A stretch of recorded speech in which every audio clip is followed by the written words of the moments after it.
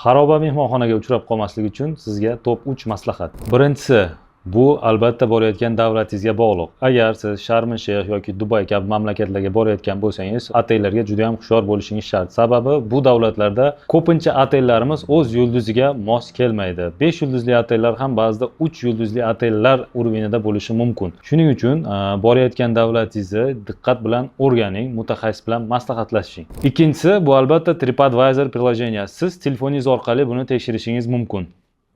Ushbu saytga kirasiz va turistlar o'zlari qoldirgan izohlar orqali otellarni baholashgan bo'ladi. Bunda siz 5 ballik shkaladan 3,5 dan baland bo'lgan otellarni olishingizni tavsiya beramiz. Bu otellar ko'rsatilgan talabga javob beradi. Va albatta uchinchisi, bu YouTube o'zimizga qadrdon prilojeniya orqali otel nomini YouTube'ga kiritasiz va eng oxirgi qo'yilgan obzorlarni tomosha qilasiz. Shunda siz ko'p ehtimol bilan bunaqangi xaroba otellarga borib qolmasligingiz ehtimoli yana ham oshadi. Agar siz shu kabi xaroba otellarga borishni istamasangiz, bemalol ofisimizga tashrif buyurishingiz mumkin. Tripstar jamoasi bunda sizga yordam beradi. Tur paket xarid qilishingiz shart emas. Shunchaki professional mutaxassislardan kerakli maslahatni olasiz. Buning uchun pastdagi tugmani bosib ro'yxatdan o'ting.